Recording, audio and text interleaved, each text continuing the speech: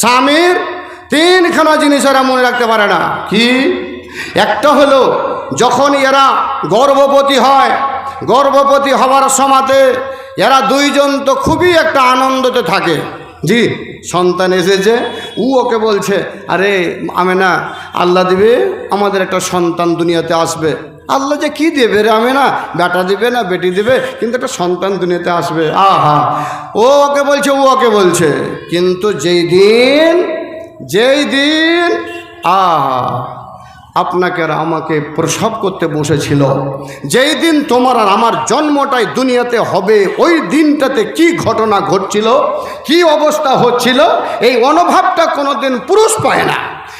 এই জিনিসটা কোনোদিন পুরুষ বুঝতে পারে না। এটা যদি বুঝতে পেরেছে তো তোমার আর আমার মা বুঝতে পেরেছে, যে মা হয়েছে দুনিয়াতে, সেই বুঝতে পেরেছে কতটা কষ্ট তাকে জীবনে করতে হয়েছে। হে যুবক, আল্লাহর বান্দি, যেই দিন তোমাকে আমাকে জন্ম দেওয়ার জন্য তার বেদনা উঠেছিল, তার যন্ত্রণা উঠেছিল, তার ব্যথা উঠেছিল, ওই সময়তে তার চতুর্দিকে হয়তো মা বোনেরা বসে বসে ওর সামনে আলোচনা করছিল, এ আমার বিটি, এ আমার বোন, একটু ধৈর্য ধর, একটু সবুর কর। অথচ বারবার বলছিল, মা, মা গো মরে যাব মা, বাঁচব না, বাঁচব না মা, মরে যাব মা, মাগো কোনো ব্যবস্থা করে দাও, মাগো হাসুয়াটা এনে দাও, মাগো দাওখানা এনে দাও, বিষের বোতল এনে দে রে মা, এই মুহূর্তে খেয়ে নি মরে যায়, এটাই আমার জীবনের জন্য ভালো হবে। একটু শুধুমাত্র কোরআনের ওয়াকিয়া আপনাদের জানাতে চাইছি। যুবক রে, আল্লাহ তাবারক ওয়া তাআলা হযরতে মারইয়ামকে বিনা বাপে একটা সন্তান দিয়েছিল। হযরতে ঈসা আলাইহিস সালামকে আল্লাহ আল্লাহ আল্লাহ মারইয়ামকে আল্লাহ বিনা স্বামীতে স্ত্রী দিল, বিনা স্বামীতে বিনা সৌহারে তিনাকে একটা সন্তান দিলেন, হযরতে ঈসাকে। যেদিন হযরতে ঈসা সন্তান পেটে যখন বড় হলো, মানুষেরা জানতে পারলো, ছিছা করে যখন মারইয়ামকে বলল, মারইয়াম রে, তুমি মসজিদ থেকে বের হয়ে, তোমার ডেরা থেকে বের হয়ে তুমি চলে যাও, এখানে থাকার আর তোমার পারমিশন নাই, যেহেতু তুমি একজন হলো নাপাক মেয়ে, তুমি একজন কলঙ্কিনী মেয়ে, তোমাকে থাকার আর এখানে জায়গা নাই। আমার ভাইরা, আল্লাহ তাবারক ওয়া তাআলা বলছেন, ফাহামালাতুহু ফান্তাবাযাত বিহি মাকানান কাসিয়া। মারইয়ামকে যখন বলা হলো, মারইয়াম তাড়াতাড়ি বের হয়ে যা, এখানে আর থাকার জায়গা নাই, মারইয়াম বের হয়ে গেল। কোথায় চলে গেল? আল্লাহর কোরআন হিসাবে মাকানান কাসিয়া, অনেক দূরে চলে গেল রে যুবকের দল।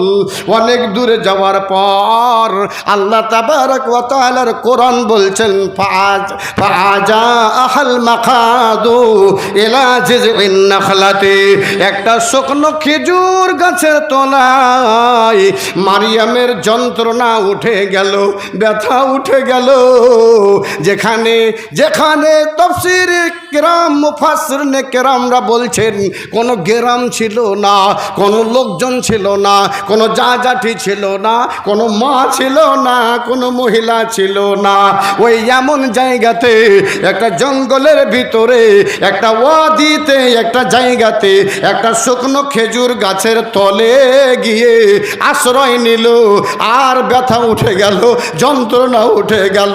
সেই দিন বলেছিল, কালত কালত, এ মারইয়াম, সেদিন তার মুখ দিয়ে বের হয়ে গেল। মারইয়াম বলেছিল, এ আল্লাহ, আমি যদি এই মুহূর্তে মরে যেতাম, আমার যদি মৃত্যু হয়ে যেত, আমার এটাই ভালো হতো, আমার জন্য এটাই যথেষ্ট হতো। ওয়া কুনতু নাসিয়াম মানসিয়া, আর আমি এখান করে মিটে যেতাম, নিস্তেনাবুদ হয়ে যেতাম, এটাই আমার জন্য ভালো ছিল রে মাওলা।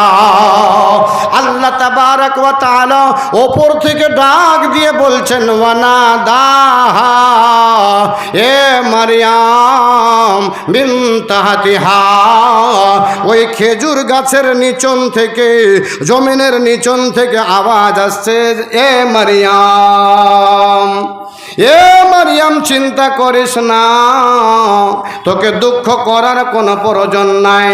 মারিয়াম রে, তোকে দুঃখ করার কোনো দরকার নাই। আমি আল্লাহ তোর জন্য নিচে দেখ আমি পানির ব্যবস্থা করে দিয়েছি, ঝর্ণার ব্যবস্থা করে দিয়েছি। ঝর্ণা দিয়ে পানি আসতে আরম্ভ করেছে। মারিয়াম খবরদার তুমি চিন্তা করিও না, এখানে তোমার যা জাঠি নাই, এখানে তোমার মা নাই, এখানে গ্রামবাসী নাই, এখানে কোনো লোক নাই, তাই বলে তুই এখানে একবারে মরে যাবি। তোর মরে যাওয়াটাই ভালো হবে না, না তোর মরে যাওয়াটা ভালো হবে না। আমি যখন তোর পেটের ভিতরে সন্তান দিতে পেরেছি, আমি ওই সন্তানটাকে দুনিয়াতে আনবো, এটা হলো আমার জিম্মেদারি। মারিয়াম রে, আবার তোর জন্য খুশির সংবাদ এটা হবে মারিয়াম, তোর পেট থেকে যেটা সন্তান আসবে এটা যেই সেই সন্তান হবে না, এটা যেই সেই ছেলে হবে না, এটা হবে একজন আল্লাহর নবী হযরতে ঈসা রূহুল্লাহ। আল্লাহ তাবারক ওয়া তাআলার এটা নবী হবে, তুই একজন নবীর মা হতে পারবি, তুই চিন্তা করিস না। আল্লাহ আরো বললেন, এ আমার মারিয়াম, তুই যেই খেজুর গাছটার তলে বসে আছিস এটা হলো শুকনো খেজুরের গাছ। এই খেজুরের গাছটাকে তুই একটু সামান্য লড়াচড়া কর, একটু লড়াচড়া কর। আল্লাহু আকবার। মারিয়াম একটু লড়াচড়া করলে যেই গাছে পাতা ছিল না, যেই গাছে ফুল ছিল না, যেই গাছে ফল ছিল না, ওই গাছটা থেকে আল্লাহু আকবার তাজা তাজা খেজুর।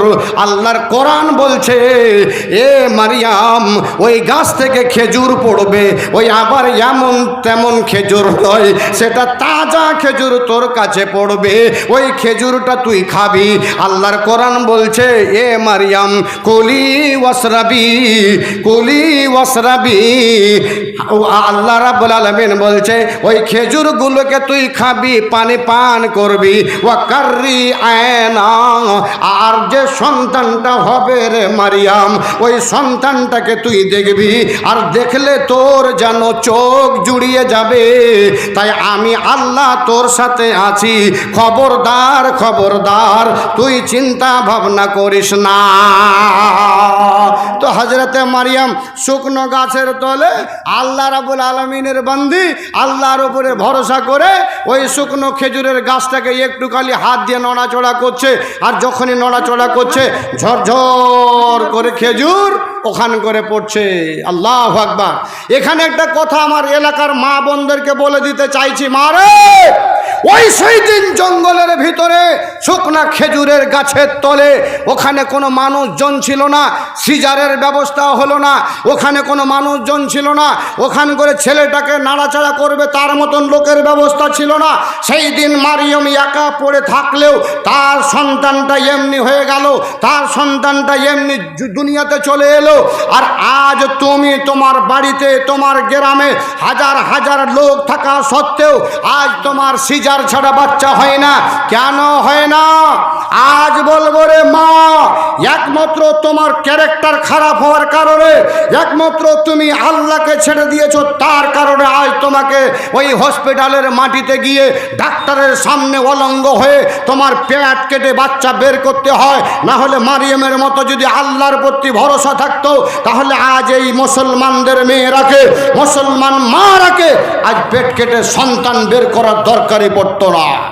মায়েরা আমার, এ বন্ধুরা আমার, এ আমার মায়েরা, ওই মারিয়ামের বাচ্চা সন্তানটা দুনিয়াতে আসলো। আল্লাহ রাব্বুল আলামিন বললেন, তুমি ওই খেজুর খাও, পানি পান করো, যেই পানির ব্যবস্থা আমি করে দিয়েছি, আর তুমি সন্তানটাকে দেখে তোমার চোখ দুটোকে ঠান্ডা করো। আল্লাহু আকবার। এ ভাইরা, এ আমার বন্ধুরা, আল্লাহ রাব্বুল আলামিনের নবী জনাবে মুহাম্মদুর রাসূলুল্লাহ সাল্লাল্লাহু আলাইহি ওয়াসাল্লাম বলছেন, আমার উম্মতের দল যখন তোমরা বিয়ে করবে তখন চারখানা জিনিস দেখে বিয়ে করিও। চারখানা জিনিস, তার খানদানটা দেখিও, তার মালধন দেখিও, তার সৌন্দর্য দেখিও, আর তার দেখিও ঈমান ভালো আছে কিনা, মজবুত আছে কিনা। আল্লাহর কসম বলছি, এখন যে লোকগুলা কন্যা বউটা দেখতে যায় সেও একজন মানে কি বলবো খারাপ ভাষাতে, ও হারামি লোক। আর যারা দেখায় মেয়েটাকে, ইয়ারাও ওই রকমই মানে পাগল লোক, যে বিয়ে করবে তাকে দেখাবে না, দেখাবে কাকে? ওই ওর বাপ আসবে, ওই ছেলেটার বহনু আসবে, ওই ছেলেটার দোষ আসবে, ওই ছেলেটার বন্ধু আসবে, ওই দোষ বন্ধু